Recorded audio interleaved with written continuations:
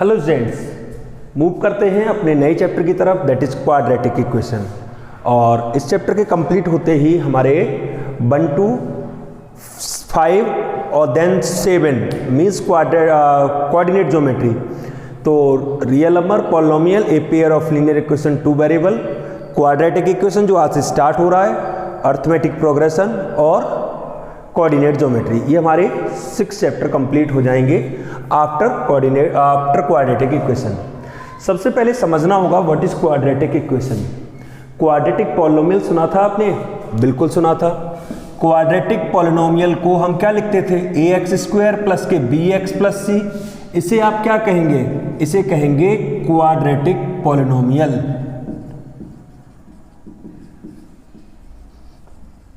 ठीक है, quadratic polynomial कहेंगे। This is our quadratic polynomial.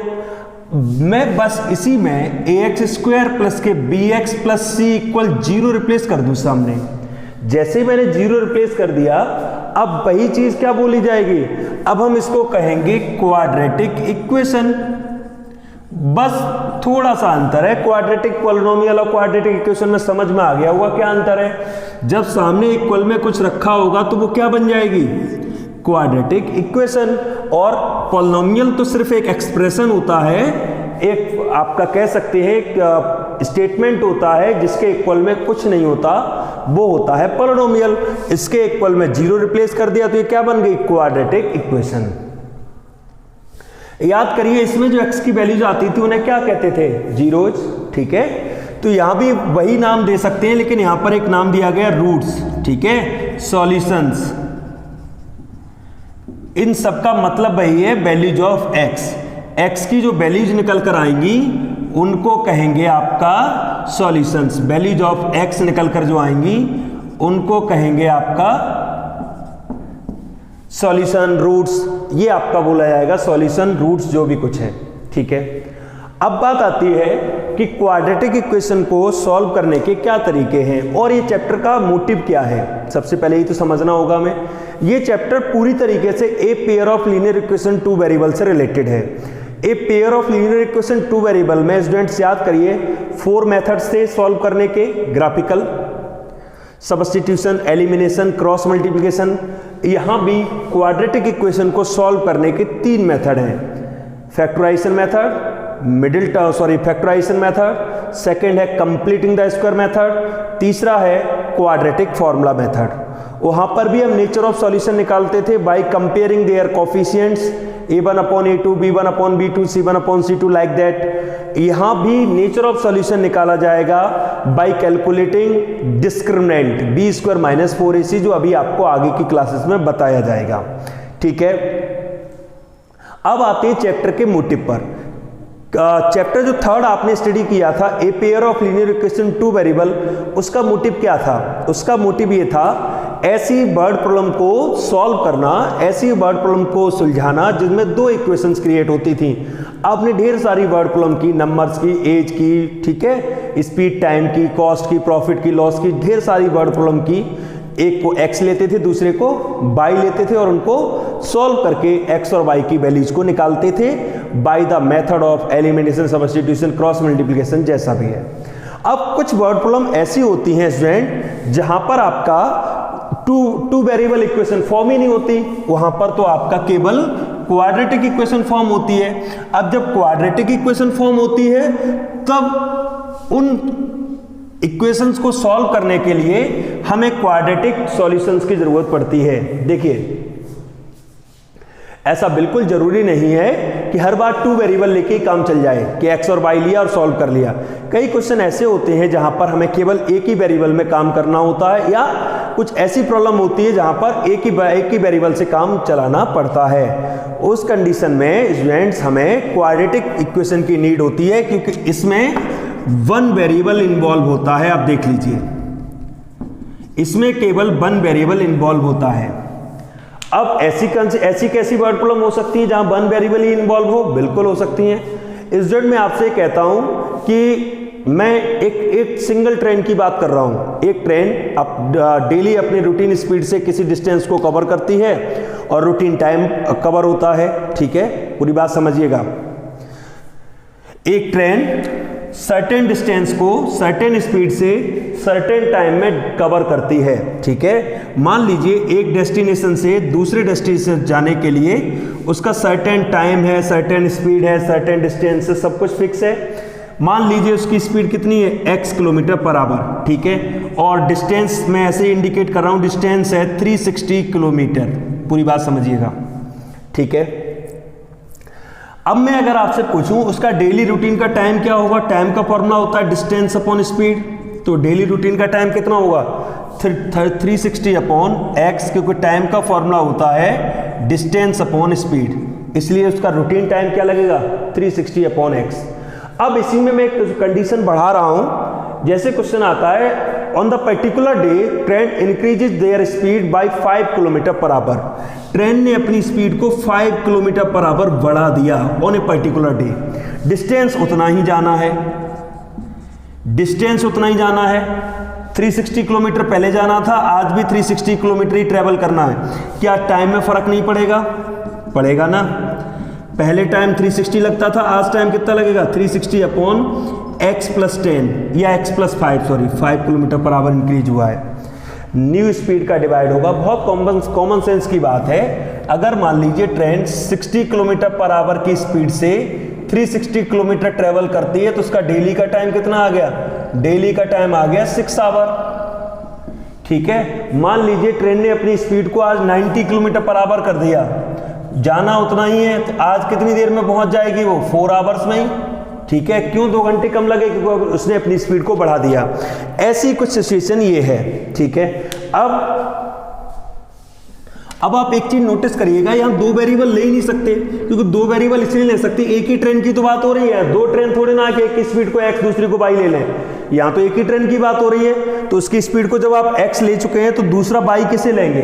ठीक है, अब ये कहा जाएगा कि दोनों के टाइम में डिफरेंस 1 आवर का है, सपोज दैट, तो दोनों के टाइम में डिफरेंस 1 आवर का है, तो कैसे कैलकुलेट करेंगे 360 upon x minus 360 upon x plus 5 और इक्वल 1 आवर कर लिया।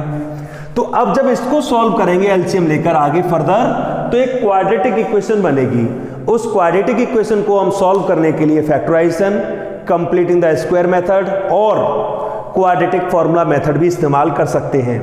अब बेसिक बात ये समझिए, चैप्टर 3 की तरह इस चैप्टर का भी लास्ट में जो काम है वो वर्ड प्रॉब्लम्स ही है, ढेर सारी वर्ड प्रॉब्लम को सॉल्व करना। लेकिन उससे पहले काम वही है, हमें सबसे पहले सीखना होगा मेथड्स सॉल्यूशंस के, कि सॉल्यूशन के मेथड हमें सीखने होंगे कि क्वाड्रेटिक इक्वेशन को सॉल्व कैसे करते हैं। तो आइए सबसे पहले क्वाड्रेटिक इक्वेशन समझते हैं और उसके सॉल्यूशन को समझते हैं। वर्ड प्रॉब्लम तो आगे हम लोग बाद में करेंगे जब हम सॉल्यूशन करना सीख जाएंगे। बेसिकली कई बार ऐसा भी होता है कि मान लीजिए क्वाड्रेटिक इक्वेशन को पहचानना बहुत से बच्चों को नहीं आता है, तो मैं एक सिंपल सी बात बता दूं, डिग्री 2 देखनी होती है। अगर डिग्री 2 है किसी भी इक्वेशन की तो वो उसे क्वाड्रेटिक इक्वेशन कहेंगे। ठीक है, क्वाड्रेटिक इक्वेशन जरूरी नहीं है कि हमेशा ax स्क्वायर प्लस के bx प्लस c की फॉर्म में ही हो सकता है x स्क्वायर माइनस 4 इक्वल 0 लिखा हो, ये भी क्वाड्रेटिक इक्वेशन है। मैं कह दूं केवल x स्क्वायर इक्वल 10 लिखा है, ये भी क्वाड्रेटिक इक्वेशन है। मेन चीज क्या है, डिग्री 2। अगर कोई मुझसे कहता है कि x स्क्वायर प्लस के 5x प्लस के 10 इक्वल x स्क्वायर लिखा है, ये क्वाड्रेटिक इक्वेशन नहीं है, क्योंकि अगर जब x स्क्वायर इधर आएगा, सॉरी x है, जब x स्क्वायर इधर आएगा तो x स्क्वायर से x स्क्वायर कैंसिल हो जाएगा। अब 5x प्लस 10 इक्वल 0 बचा, हम इसे क्वाड्रेटिक इक्वेशन नहीं कहेंगे, it is a linear equation. कैसी इक्वेशन है, लीनियर इक्वेशन, क्योंकि डिग्री 1 हो गई। तो मेन रोल किसका है क्वाड्रेटिक इक्वेशन को पहचानने के लिए, वो है आपका डिग्री का। ठीक है, तो डिग्री अगर 2 है तो उसे कहेंगे क्वाड्रेटिक इक्वेशन। कई बार इस तरीके की इक्वेशन हमारे सामने आ जाती है, तो इसको हम वाई क्वाड्रेटिक इक्वेशन बोलते हैं। अगर 4 डिग्री के बाद 2 डिग्री इन्वॉल्व हो रही है तो ऐसे इक्वेशन को हम वाई क्वाड्रेटिक इक्वेशन बोलते हैं, और इसके फैक्टर भी हम क्वाड्रेटिक इक्वेशन की तरह ही कर सकते हैं। आइए सबसे पहले आज हम सीखेंगे फैक्टराइजेशन मेथड। सबसे पहली एक्सरसाइज देखिए, आर डी शर्मा में 2 एक्सरसाइज जो हैं शुरुआत की, उनमें सिर्फ यही सिखाया गया है कि कैसे डिटरमाइन करते हैं, कैसे पहचानते हैं कि क्वाड्रेटिक इक्वेशन क्या होती है, कैसे पहचानते हैं। वो सब तो नॉर्मल बातें आप जानते हैं। और दूसरी एक्सरसाइज में ये बताया गया है कि किस तरीके से की वर्ड प्रॉब्लम को इक्वेशन में फॉर्म करेंगे किस तरीके से, ठीक है। तो उन चीज़ों को भी आप कर पाएंगे क्योंकि आगे तो ढेर सारी वर्ड प्रॉब्लम आएंगी, तो मैं डायरेक्टली मेथड पे ही आता हूँ, ठीक है। जैसे मैं एक क्वेश्चन ले भी लेता हूँ, चलिए। जैसे मैंने कहा है the product of two conjugative numbers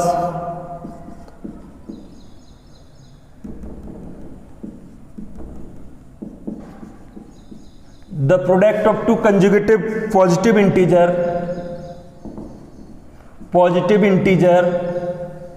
is 306, ठीक है।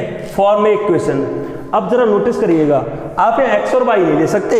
टू कंजुगेटिव पॉजिटिव इंटीजर का मतलब समझिए, अगर मैं ऐसे लिखता हूं 1 2 3 4 5 6 7, तो हर एक इंटीजर अगले इंटीजर में 1 ऐड करके आता है। 7 के बाद क्या आएगा 8, 8 के बाद क्या आएगा 9, 9 आफ्टर 10, 10 आफ्टर 11, 11 आफ्टर 12। तो अगर मैं फर्स्ट नंबर को मैं फर्स्ट नंबर को अगर x लेता हूं तो इसके अगला नंबर जो होगा, नेक्स्ट नंबर होगा, वो क्या होगा x + 1। या y नहीं है कि पहला नंबर x दूसरा नंबर y। क्या x और y के बीच में 1 का गैप है? क्या x में 1 प्लस करके y आता है? नहीं ना। x और y तो दो इंग्लिश अल्फाबेट के लेटर हैं, नंबर्स में उनका कोई रोल ही नहीं है। हाँ, x को अगर मैं पहला नंबर मान लूं तो अगला नंबर जो भी होगा वो 1 प्लस करके आएगा। अब जरा गौर करो, दोनों का प्रोडक्ट क्या है 306। तो x दूसरा नंबर x + 1 इक्वल 306। अब अगर इस x का अंदर मल्टीप्लाई करें x² x का 1 में करेंगे x इक्वल 306। इस साइड लाएंगे x² + x - 306 इक्वल 0। ये बन गई आपकी देखो क्वाड्रेटिक इक्वेशन। अब एक चीज समझिएगा, बस ऐसी प्रॉब्लम को सुलझाने के लिए तो ये चैप्टर पढ़ाया जा रहा है। इस चैप्टर को स्टडी कराने का मोटिव यही है कि कुछ ऐसी वर्ड प्रॉब्लम होती हैं जो टू वेरिएबल से सॉल्व नहीं हो पाती हैं, एक्स और वाई कंसीडर करके उनको सॉल्व नहीं कर सकते। तो ऐसी वर्ड प्रॉब्लम को सॉल्व करने के लिए जिस इक्वेशन का हेल्प लेनी होती है उस इक्वेशन का नाम है क्वाड्रेटिक इक्वेशन। देखिए सिचुएशन थी, इसको टू वेरिएबल से सॉल्व नहीं किया जा सकता, तो हमने इसको क्या कर लिया, इस तरीके से कन्वर्ट करके इसको एक क्वाड्रेटिक इक्वेशन बना लिया। अब इसे हम सॉल्व करेंगे तो हमें नंबर्स पता लग जाएंगे, ठीक है। तो वर्ड प्रॉब्लम को सॉल्व कराना तो बाद का काम है, पहला काम तो यही है कि हम मेथड्स क्लियर करें। और उन सब में पहला मेथड जो है वो है आपका फैक्टराइजेशन मेथड। आइए students, solve the following equation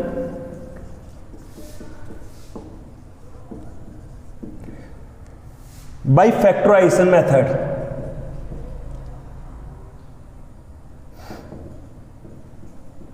by factorization method. अब देखिए स्टूडेंट, आप इस बात की टेंशन मत लीजिएगा कि फैक्टराइजेशन मेथड क्या है। मिडिल टर्म स्प्लिटिंग नाम सुना है, बस वही फैक्टराइजेशन मेथड है। लेकिन कई बार क्या होता है कि इक्वेशन थोड़ी उलझी हुई होती है, सीधी सीधी नहीं होती हैं, तो उनको सेटल करना पड़ता है, उसके बाद उसे सॉल्व करते हैं। जैसे इक्वेशन है हमारे सामने 1/x - 1 -1/x + 5 = 6/7।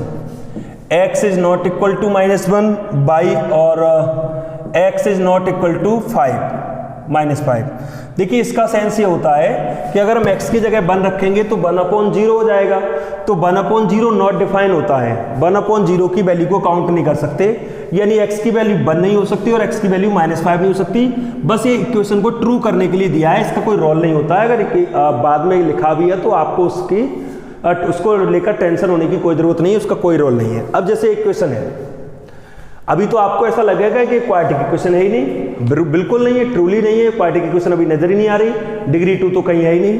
लेकिन जब हम इसे सॉल्व करेंगे एलसीएम लेकर, एलसीएम स्टूडेंट कुछ नहीं होता, डिनोमिनेटर का डिनोमिनेटर से मल्टीप्लाई करना है और क्रॉस मल्टीपल करना है। x + 5 का यहाँ पर, -x - 1 का यहाँ पर, और ये 6/7 रहेगा। देखिए ब्रैकेट ओपन करते हैं, x + 5 -x + 1 हो जाएगा, यहाँ पर x² + के 5x -x -5 6/7।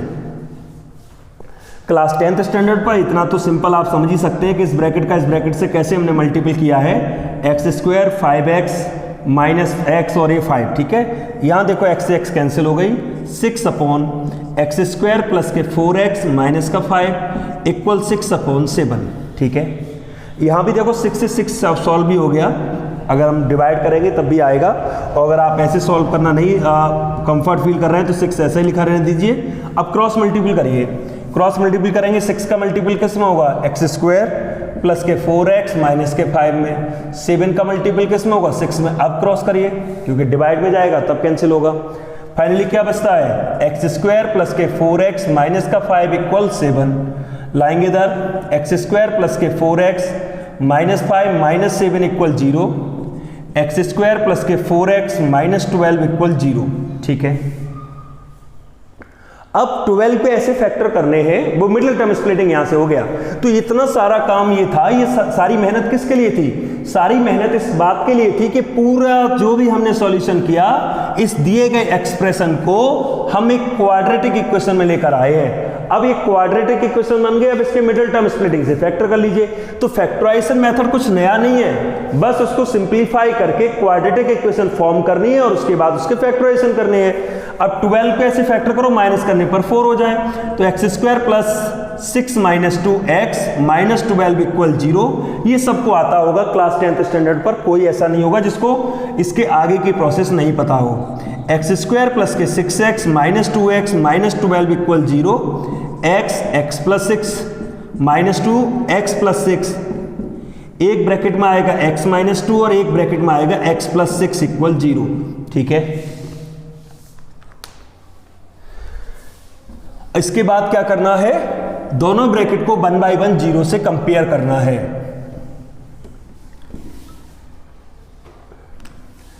x माइनस 2 और x plus 6 equal 0, x minus 2 को 0 से कंपेयर करेंगे, x की वैल्यू 2 हो सकती है, x प्लस 6 को 0 से कंपेयर करेंगे, x की वैल्यू माइनस 6 भी हो सकती है। तो दीज आर द रूट्स, इनको रूट्स कहेंगे, ठीक है। दीज आर द रूट्स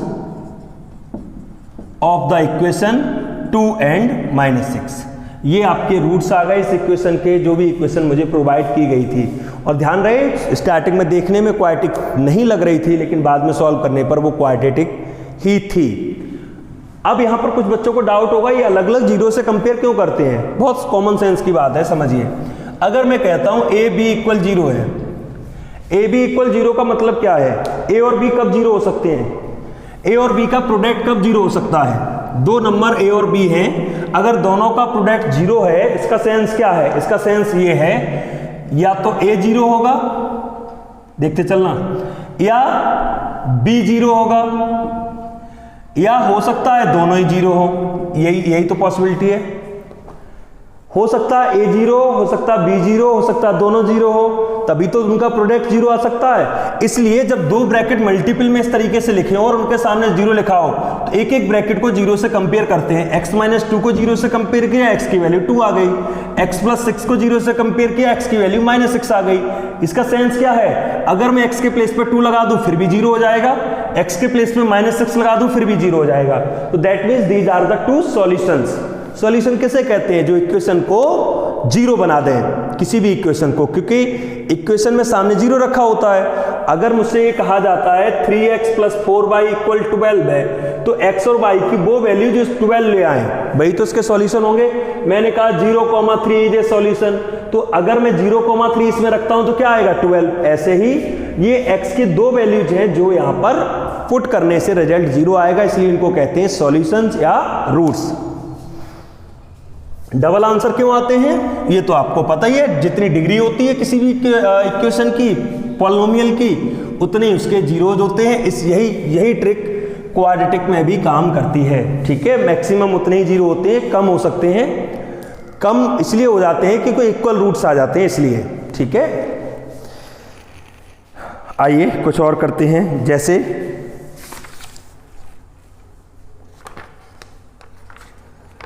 और एक क्वेश्चन लेते हैं।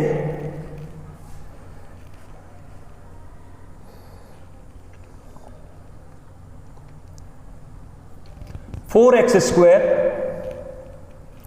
प्लस के 4bx minus a square minus b square equal 0, ये है। इसको भी फैक्टराइजेशन मेथड से ही करना है। देखिए 4x², 4bx, इसके फैक्टर अगर जनरली फैक्टर में आपसे पूछूं तो आप फैक्टर क्या बोलेंगे बताइए? a plus B, a minus B बोलेंगे। जब भी हम मिडिल टर्म स्प्लिटिंग से फैक्टर करते हैं, एक बात याद रखिएगा, मैं अगर आपसे 2x² प्लस के 5x प्लस 10 के फैक्टर मांगूं या कहूं कि इसके फैक्टर बताइए, सबसे पहले आप 10 और 2 का मल्टीप्लाई करेंगे, कितना आएगा? 20। तो 20 के ऐसे फैक्टर सेट करेंगे जो माइनस करने पर 5 आ जाए, ऐसे ही तो करेंगे। तो वही चीज यहां पर है। यहां क्या लिखा है?